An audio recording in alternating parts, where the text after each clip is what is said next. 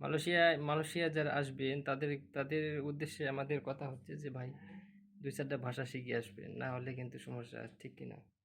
না হলে এখানে মালয়দের সাথে কাজ করার সময় মানে এটা সেটা বলবে, মালয় ভাষাতে কথা বলবে, তখন দেখা যাচ্ছে যে বুঝবেন না, ওরা হাসাহাসি করবে, সবাই নিজেকে খারাপ লাগবে, তাই না? আমি যখন আসছি প্রথম প্রথম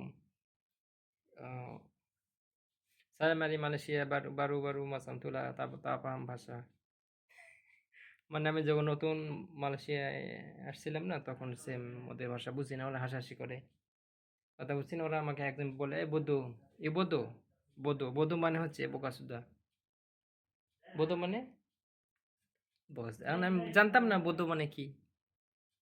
এখন একজন আমার সবসময় বলে, তুই বধু বললাম, আমি বুঝি না, হ্যাঁ হুঁ অনেক, তোমার কোনো কিছু না বুঝলে তো মানুষ হ্যাঁ ওই বলে, ঠিক না? তো এরকম অনেকে অনেকে মজা নেয় আর কি। ঠিক আছে, বধু মানে হচ্ছে বকাসুদা। যেমন সেদিন আপনারে বলছিল যে যে মানে ওই কাপড়গুলো আছে ওয়াশ করে দাও, মানে এখন বৃষ্টি হচ্ছে, বৃষ্টি থামলে কাপড়গুলো ওয়াশ করে দিও, মানে সেদিন বলছে আপনারে, সেদিন আপনারে বলছে ওই কাকা, বুঝছেন? হ্যাঁ, কাকা কাকা মানে কিন্তু এখানে ওই ছেলে মানুষ না, এখানে মেয়ে মানুষদের কাকা বলে। কাকা মানে ধরেন আন্টি, আন্টি জাতীয় আটা, বড় আপা বা আন্টি এই জাতীয় সবকিছু বোঝায়। মানে আমাদের দেশে আন্টি আন্টি বলে না, ভাবি বা আন্টি বা যাই হোক, খালা, এই সব কিছু মিলে আন্টি বলে, ঠিক এখানে মালয়েশিয়াতে বলে কাকা। আর যদি ছেলেদের ক্ষেত্রে বলে আঙ্কেল বা এটা সেটা, এখানে বলে আবাং। ঠিক আছে, আবাং মানে হচ্ছে বড় ভাই বা আঙ্কেল জাতীয় সব কিছুতে বোঝায় এরকম। আঙ্কেল খুব কম বলে, সবাই আবাং কাকা, আবাং কাকা। কিছু লোক আছে যারা আঙ্কেল বা আন্টি এই ধরনের শব্দ ইউজ করে, কথা বুঝছেন? তো সেদিন আপনারে বলছিল, সেদিন ওরে বলছিল যে sekarang hujan hujan berhenti baru basukain, মানে উজান শেষ হয়ে গেলে, বেরেন্তি মানে উজান শেষ হয়ে গেলে কাপড় ওয়াশ করে দিও। আপনাকে সেদিন বলছি।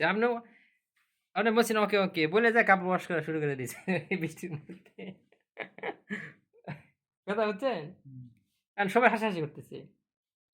আইয়ো, ওরে বলছে যে বলছে যে বৃষ্টি শেষ হলে যাই হলো ওয়াশ করে, এখনই ওয়াশ করা মানে শুরু করে দিছে। আইয়ো সেই কাওয়ান। কাওয়ান মানে হচ্ছে বন্ধু। কাওয়ান মানে বন্ধু। আমারে বলতেছে তোর বন্ধু দেখ। বললাম যে বৃষ্টি থামলে ওয়াশ করে দে, এখনই ওয়াশ করা শুরু করে দিয়েছে।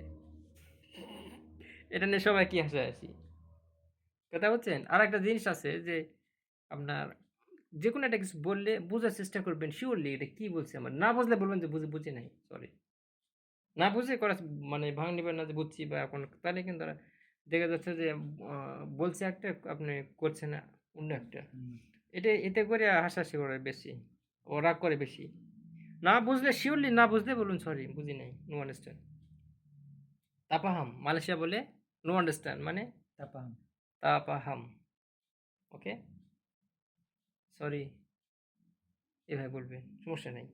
কোনো রাগ করবে না। কিন্তু না বুঝে যদি আপনি করতে গেছেন, তখন দেখা যাচ্ছে যে ওরা রাগ রাগ করবে। মজা নিবে। সবাই তো এক না। সবার সবর তো এক না। বিশেষ করে চাইনিজরা এদের রাগ-টাগ বেশি।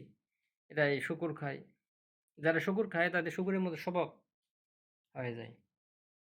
সায়েন্স এটাই বলতেছে। কথা বুঝছেন? শূকর খাওয়া নিষিদ্ধ কেন আমাদের জন্য? কারণ শূকর ক্ষতিকর জিনিস আছে। ইসলামে শূকর খাওয়া নিষিদ্ধ। কিন্তু শূকর তারা খাচ্ছে। যারা শূকর খাচ্ছে তাদের শূকরের মতো স্বভাব হয়ে যাচ্ছে সব আস্তে, আস্তে। কথা বুঝছেন? আ এদের মধ্যে রাগ বেশি। চাইনিজদের সাথে কাজ করবেন তাদের খুব কম পাবেন যে সবর। উত্তেজিত হয় বেশি। তারা খুব ভালো মানুষ কিন্তু অটোমেটিক উত্তেজিত হয় আবার একটু পরে ঠান্ডা হয়ে যায়।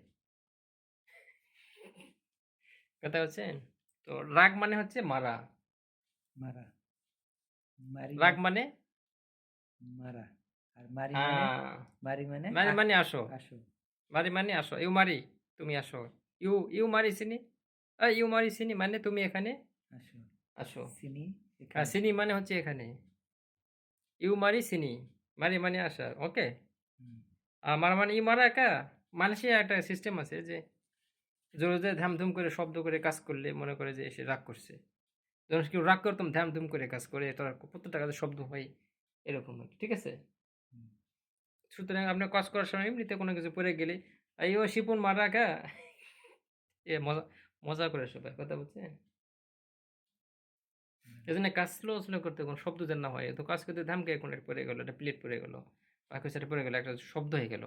তখন এরা কি বলে যে রাগ, মানে এই যে ইমারাকা, কথা বুঝছেন? তো এইজন্য যারা মালয়েশিয়া আসবেন ইনশাআল্লাহ, বর্তমান আমাদের দেশে ডক্টর ইউনূস আসছে, সে ৫-৬ বছর থাকবে। তো যাই হোক, এরপর যেই আসুক আশা করি সে মোটামুটি অর্থ পাচারকারী হবে না। দেশের একটা উন্নয়নমূলক কাজ করবে ইনশাআল্লাহ। আমাদের দেশ কাজকর্ম, আমাদের টাকার মান যখন বাড়বে তখন আমাদের দেশ প্রত্যেকের একটা লোক যা বেতন আসবে, ১০,০০০ টাকা যদি বেতন আসে, তাহলে তার জন্য এনাফ। কারণ জিনিসের দাম কম। তখন দেখবেন যে চাল ১৫ টাকা কেজি সম্ভব, এটা চাল ১০-১৫ টাকা কেজি আনা। একসময় ছিল একটা গরুর দাম ৩ টাকা। ১ কেজি গরুর গোস্তের দাম ১ আনা একসময় ছিল। ছিল কি না? আমি ৬০ টাকা কেজি দেখছি। তাহলে আবার সেটা সম্ভব। সেটা সম্ভব কিভাবে সম্ভব? এটা সরকারকে বললে তো হবে না। এটা সরকারের উপর না। এটাকে অর্থনৈতিক আমাদের উন্নতি করতে হবে। অর্থনীতি উন্নতি করলে টাকার মান বাড়বে। টাকার মান বাড়লে জিনিসের দাম কমবে। টাকার মানের উপরে জিনিসের দামের উপর ডিপেন্ড করে। কথা বুঝছেন? আমাদের দেশের পাবলিক লোক বোঝে না যে এই সরকার এসে দাম বাড়ায় দিচ্ছে। এই সরকার দাম বাড়ায় দেয় না। এটা ন্যাচারাল করতে হবে, ইন্টারন্যাশনাল করতে হবে, একটা জিনিসের দাম আসে। যেমন সোনা এখানেও যে দাম, ওখানেও এক দিয়ে দাম, একই দাম ওই জায়গায়। ইন্টারন্যাশনাল দাম। কথা বুঝছেন? আপনার টাকার তো মান থাকতে হবে। ইন্টারন্যাশনাল বাজারে একটা টাকার মান থাকতে হবে। এই টাকার মানের উপরে আপনার দেশের সম্পদের উপরে টাকার মান হয়। তো ঠিক আছে, ইনশাল্লাহ আমরা পরে একদিন কথা বলবো টাকার মান কিভাবে হয়, কিসের উপর ভিত্তি করে জিনিসের দাম বাড়ে, টাকার মান বাড়ে। ইনশাল্লাহ নেক্সট ভিডিওতে আমরা করবো। আজকে আপনার ছুটি গেছে, হারে নিয়েও ছুটি কা, মানে আজকে আপনার ছুটি। আজকে ছুটি। তো ইনশাল্লাহ ঠিক আছে। Okay, bye bye then, bye bye then, bye bye guys. Bye bye guys. বলেন লাইক শেয়ার কমেন্ট করবেন। লাইক শেয়ার কমেন্ট করবেন। ওকে।